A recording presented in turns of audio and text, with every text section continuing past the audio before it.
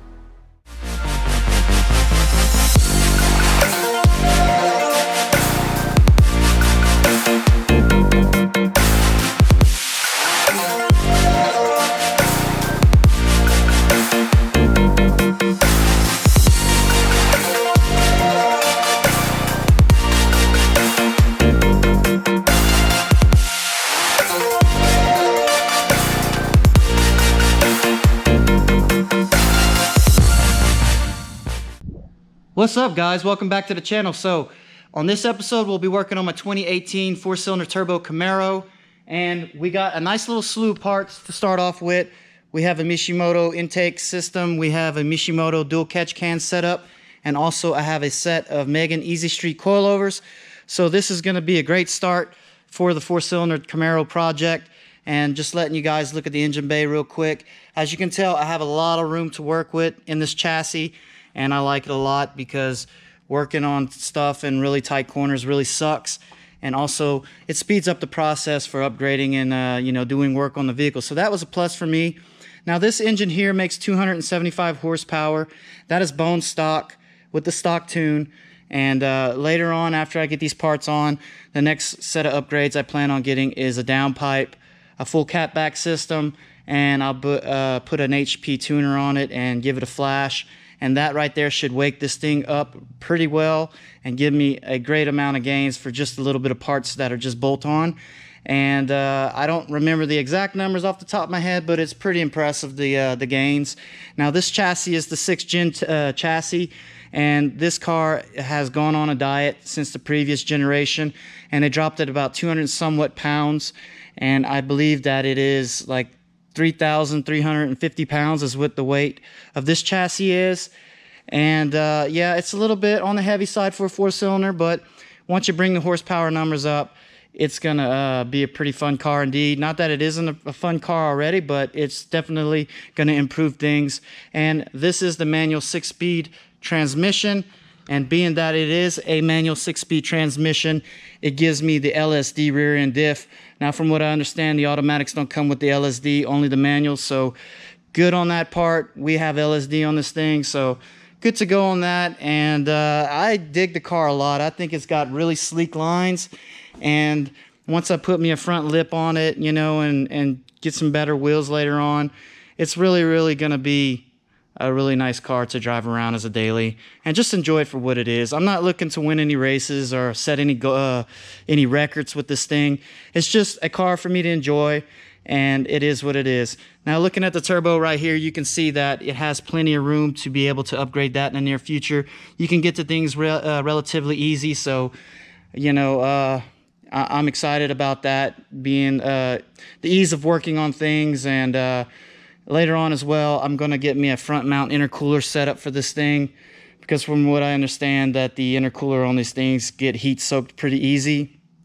So that's definitely something I'm going to have to do in the near future once I upgrade things like the intercooler piping and put a tune on it and everything, because from what I was researching, after you put those tunes in that gain like 40 to 50 horsepower, they start making that turbo glow red hot, and things get heat soaked pretty easily. So we'll be taking steps appropriate to modifying this thing to you know, make smart decisions and get good goals every step of the way.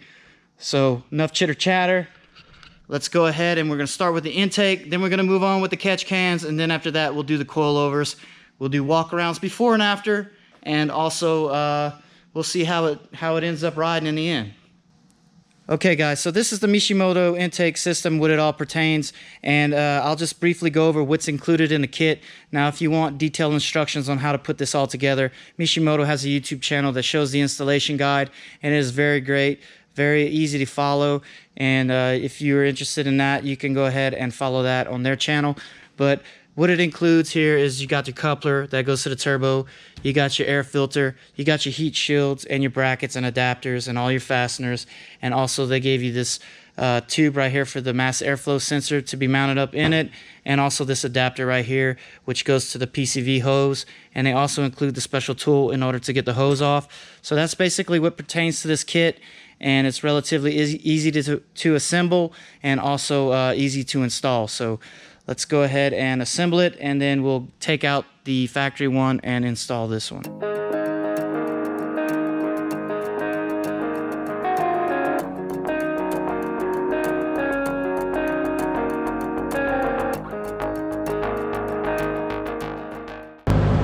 All right, so I had a little bit of a pain to get this connector off right here, this PCV connector. If you see inside there, you got two locking tabs, and that's what locks onto it.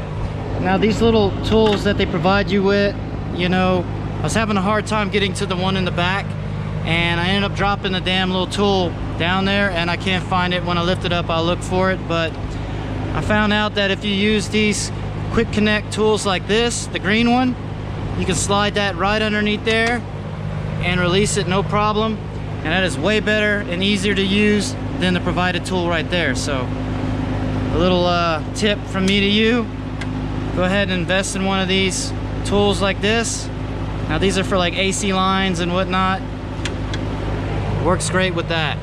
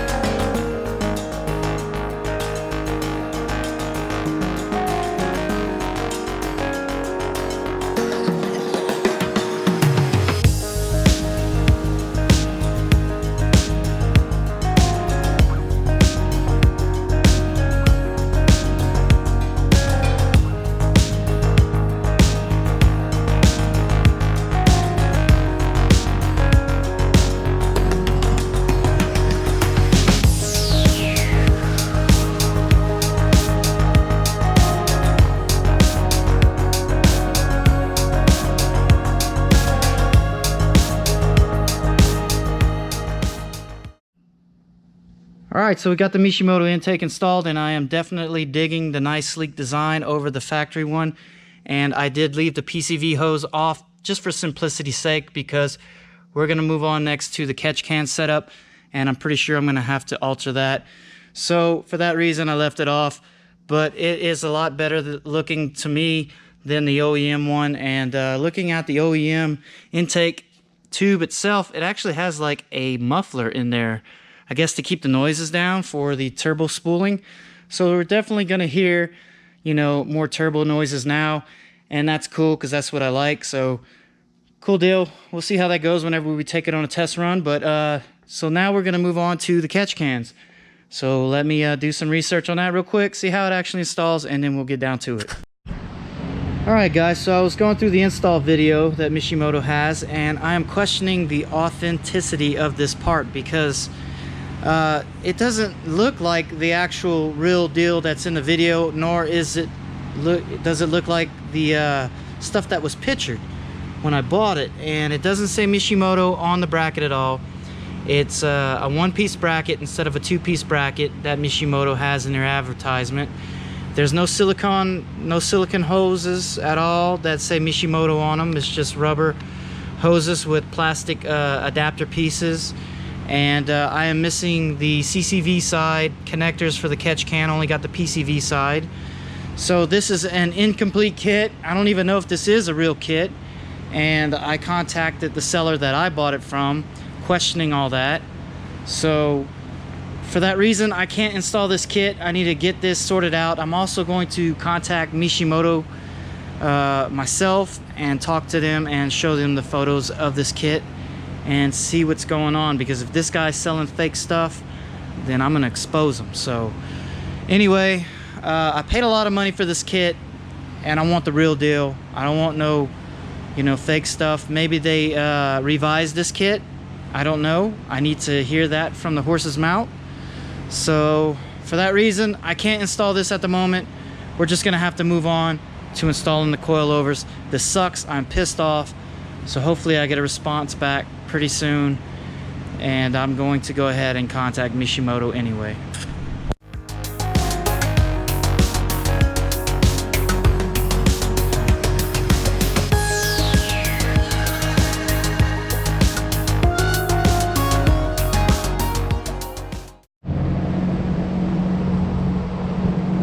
All right, so there's the Megan Easy Streets. Got the wheels off the car now. Basically, it looks pretty straightforward. You have two nuts and bolts right here, and then you also have your sway bar end link right here. So you disconnect that, disconnect these, and then after that, once all this is disconnected, make sure you disconnect this as well for your brake line. And once all the knuckle is free, we will disconnect the top 3 bolts that hold it to the upper strut tower, and then we'll drop it down.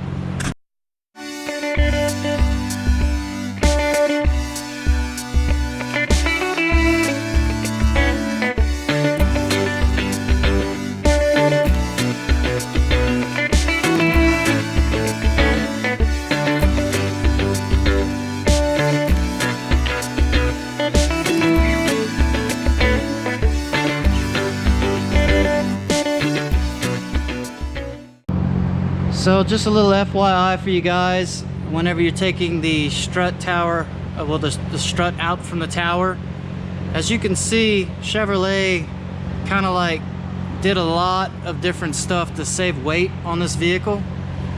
And as you can see, it's not like a unibody like some, you know, well, most of your vehicles are. It's hollow. So I ended up putting this bolt right here, and it fell down on the splash guard, and it slid all the way back and fell back there. So basically I had to take the whole, you know, splash guard out in order to retrieve the bolt. So FYI, you take those bolts out, do not put them anywhere around this area to where it could fall down, because it'll save you about an hour worth of headache. But we got the bolt now, so let's get back to installing the coilovers. But on the coilovers itself, these Megans, they come with the coilover assembly right there, but they don't have the upper bearing, this piece here. So you got to take this off and transfer it to the coilover. So that's what we're going to go ahead and do next. But first I'm going to go ahead and install this splash guard back in.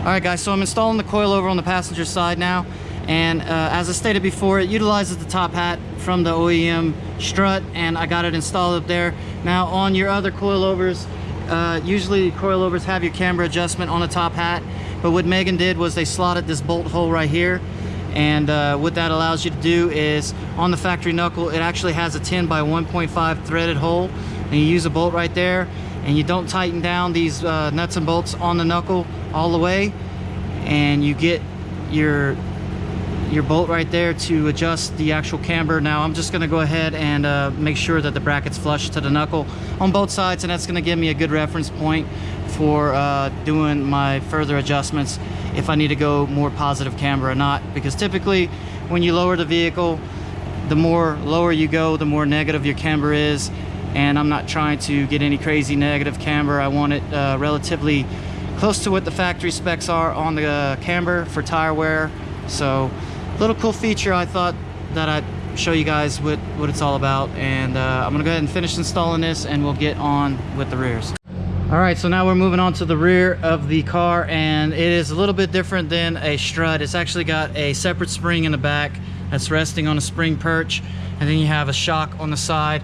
Now the shock mount sits behind the splash guard, so the splash guard is gonna have to come out, and then after that we'll remove the shock, and then I'm probably gonna take a bolt off of the spring perch while bracing it with a stand so it doesn't pop out, and then I'll slowly lower the perch down, or the lower control arm, and get that spring out, and then we will have to swap over the mount from this onto the coilover assembly, or the shock, the Megan shock, because the spring is actually separate from the actual shock. So we'll put the Megan spring with the coilover sleeve in there, and then or the adjustable sleeve rather, and then install the Megan shock and put it all back in the reverse order. And then after that we'll be moving on to setting the ride height.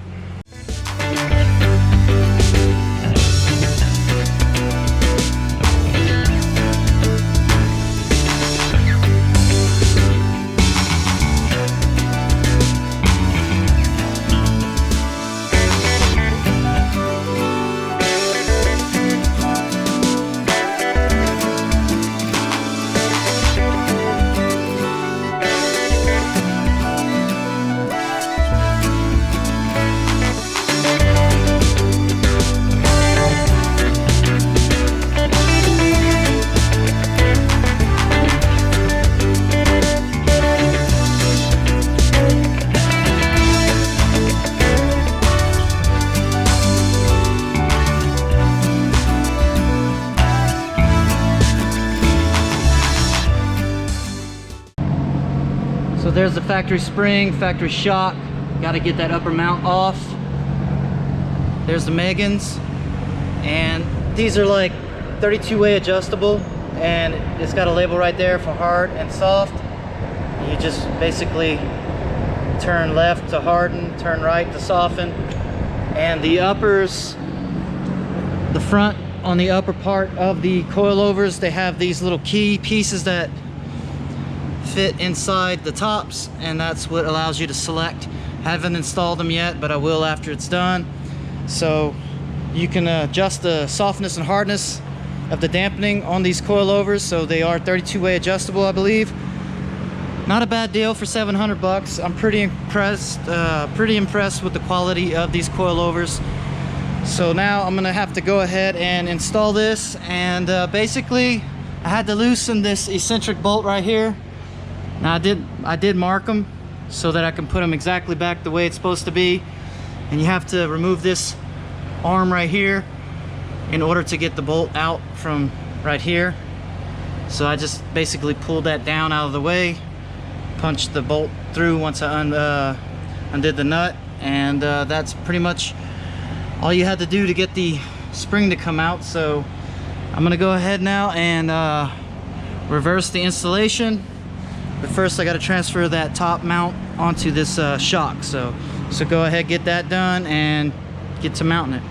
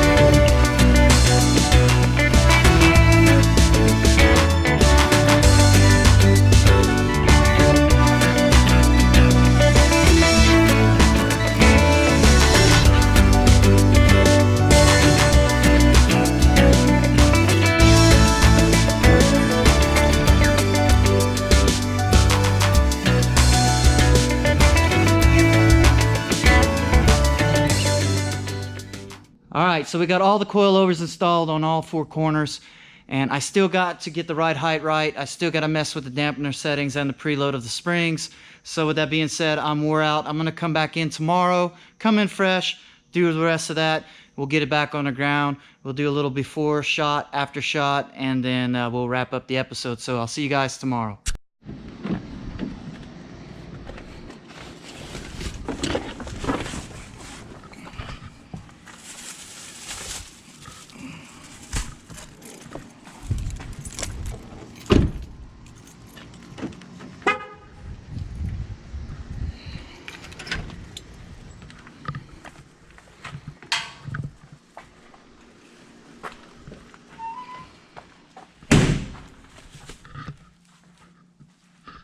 All right, guys, so it's a new day, new start. Let's get the preload of these springs set up. Let's get everything set up right on this thing, get the ride height going good, and see how she looks in the end. All right, guys, so these Megan coilovers, they're set with a certain amount of ride height and preload from the factory. Now, I'm not gonna mess with the preload just yet. I actually have to drive it and see where it's at.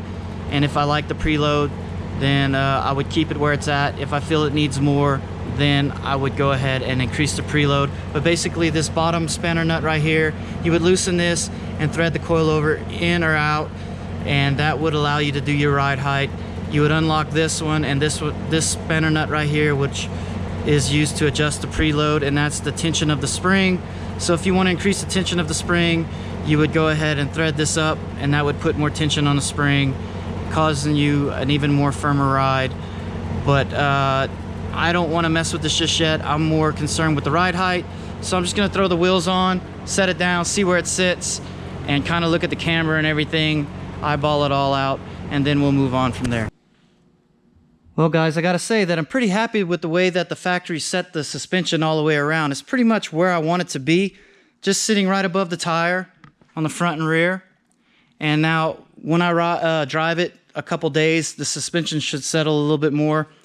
And that'll give me a better idea of exactly where I want to set the suspension ride height. But it being so close to where I want it right now, I think I'm just going to go ahead and leave it the way it is. And the camber adjustments I made on the front look pretty dang good. They slightly negative, but it's not terribly negative. And I know it's precisely even on both sides. So I'm actually going to leave it exactly the way it is. And this rarely happens for me, but I'm very happy that it did, because it saves me a lot of time, and I can drive it for a couple days and see how it all plays out. Once it settles, I'll know exactly if I need to adjust the suspension or not, but that's yet to be seen. But as I stated before, I said that these things were 32-way adjustable. They're not. They're 15-way adjustable. I was looking through the manual here. And basically, 15 clicks in on the hardened spot, going towards the hardened position, that'd be 15 clicks in. That's the hardest. And I set it on 10. And the way I made sure that I had them set exactly right, I clicked them all the way out till they stopped, and then I clicked them all the way in. I counted 15 clicks. Then from there, I subtracted 5 clicks back up. That left me at level 10, and level 10 is right on the verge of city and sport. So I'm going to leave it right there, and I'm going to do the same to the rears. So I'll be level 10 all the way around, and I'll drive it and see how well it responds to that. And the cool thing about these suspension kits is you just have to drive them, feel the experience, see where you like it, play with it.